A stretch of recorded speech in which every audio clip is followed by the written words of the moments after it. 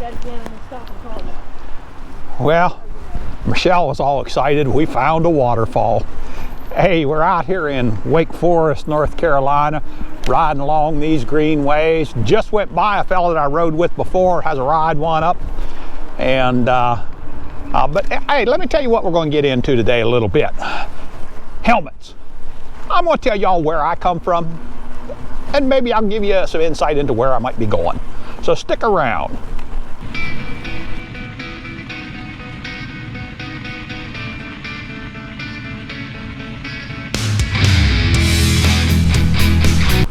Well, hello again, Internet. Welcome back to the channel. Yeah, today we are going to discuss not helmets. That will be for another discussion, but we are going to discuss where I come from and why. I think Michelle's looking for another waterfall, maybe. Might be one there, Michelle. There's a creek down there. Okay. She's going to head to a waterfall. Where was I now?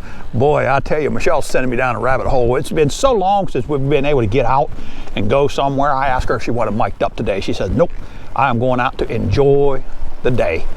And so that's what she's doing, is it just enjoying this day. We don't have her mic'd up. But you know, when we were kids, nobody, I mean nobody wore a helmet for anything besides maybe motorcycles. And I always wore one. I raced off-road motorcycles and I always wore one for that. And I wouldn't even start the bike without a helmet on. So I'm certainly not against helmets. But then when I started cowboying and I started actually making a living doing, let's turn this pedal assist off so I could just kind of cruise around here a little bit while I'm waiting for her to come back up from her waterfall. You know, when we cowboyed, nobody wore helmets back then. Maybe some English riders that went over jumps and stuff like that, but that would be about it. And there was some talk amongst the culture that I was in about, sometimes people would say something about wearing a helmet, and we just all kind of decide, I'm not going to say all of us, but the ones that I was around kind of felt as though, you know, there's a downside to wearing a helmet, and let me tell you what it is. All right, this is going to be really difficult to explain, but probably 98% of people that ride horses wouldn't know what I'm talking about here, because they haven't rode the number I've been on. And let me put it this way, you would need 4 individual numbers to get up to the number that I've been on. So it's been a lot, and most of them had not been around people in the past. So I've rode a lot of horses. And how y'all doing today? Keep on here and I may have missed a turn. How you doing? But you know, a horse, he can feel a fly land on him anywhere. You'll see him shake his hide to get it off. They have tremendous amount of feel. That's the language they go off of. And when we stepped onto these horses, it was very important of what they could feel from us. And we kind of sort of decided, you know, kind of individually, that I don't want to step on to something without 100% confidence that I'm going to carry through with everything. And we I even had this discussion with somebody one time. You know, you put a helmet on, you're admitting right there's a good chance you're going to come off. And when you say there's a good chance I'm going to come off, you're probably right. You're probably going to come off, because the follow through is not going to be there. And believe it or not, that's going to make that horse tremendously insecure. And I used to put people, when I was doing clinics, I'd put a bunch of people up on their unbroke horses all together, and, you know, knock on some wood, my old head. There you go. You ready? Yeah. All right. Never did have one of them get bucked off. while they was all together, because their horses were pretty secure. But if you give them any kind of insecurity, Michelle, we've been here before. Now this is going down to where that other water feature is. Yeah. But it's going to make them tremendously insecure, and there's a good chance you're going to have a lot of problem with them.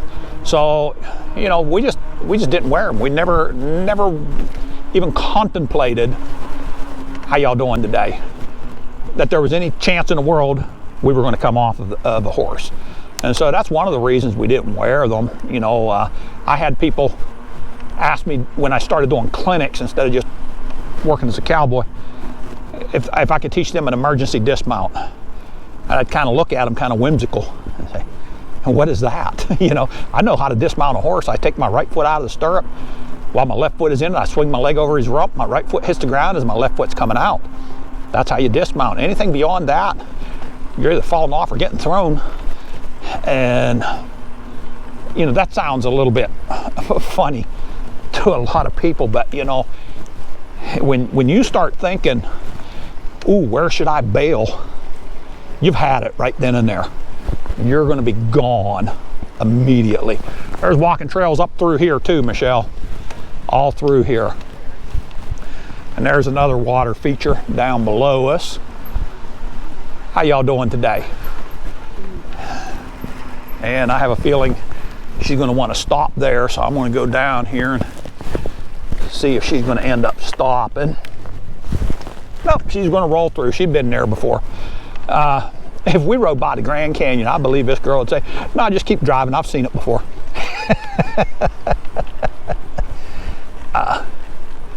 But yeah, I would, how you doing? I never knew anyway of, how you doing? Oh, we're gonna come into these long boardwalks now. Got two of us on your left.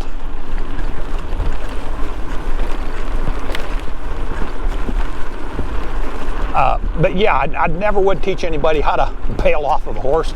I wasn't very interested in doing that. Wasn't very interested in teaching anybody that. I told them, you know, when I get up there, I'm there to stay. I won't get off when I choose to step off of that horse, and when that horse is in a better place than being afraid. And we stuck with that. Does that mean it never, that we never failed and was incorrect? No, I come off of a lot of horses. But for the most part, I can promise you this: it saved my hide on quite a few numbers that I would have come off had I been hesitant. All right, so there's your little spiel of horsemanship for today. Oh, we're going to go out a little different way than what we have done before. We're going to go a little different way this time around. So let's translate that into bicycles. A bicycle doesn't have a brain. He doesn't have a feeling. You know, I'm not going to get thrown off my bike because I'm wearing a helmet if I'm in, you know, insecure. But I will say, the idea of looking for a place to fall, watch out, squirrel. That idea, I'm not too in favor of that. You know, I'm not looking for anywhere to fall. I'm looking to step off of anything that I'm going to do. So I might have to change my stance on that a little bit. Why is that? Well, you know, Bruce said something. Well, first off, Richard would rip one outdoors. You know, he said he was kind of shocked that I didn't. I'm not quite sure why he would be shocked, because I've never hid that. But I really respect the opinions of these guys. A sharp left. We're gonna go out onto the street. I'll be darned. Okay, let's make sure Michelle is coming with me here.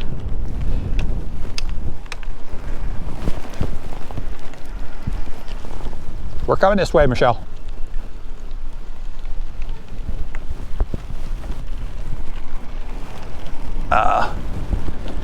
But you know, Bruce was RV enthusiast. He had mentioned one time, he says, you know, you're setting an example for other people, and that meant quite a bit to me.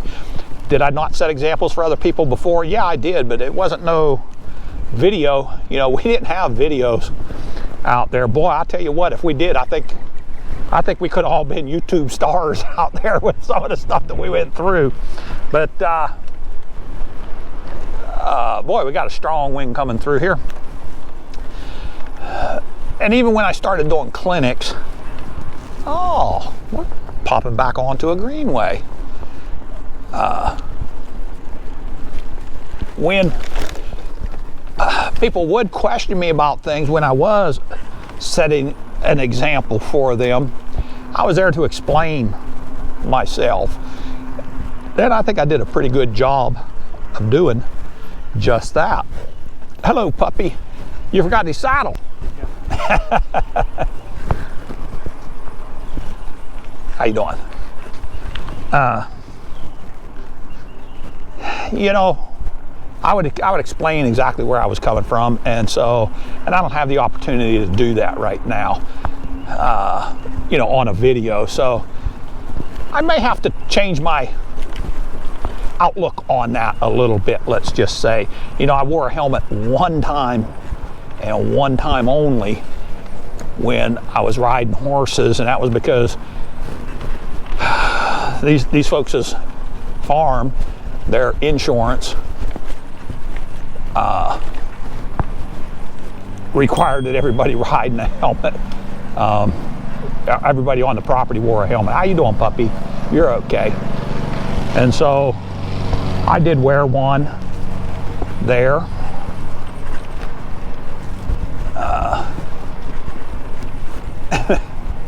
Matter of fact, I'll just tell you this about this. This was at a farm in Raleigh, North Carolina.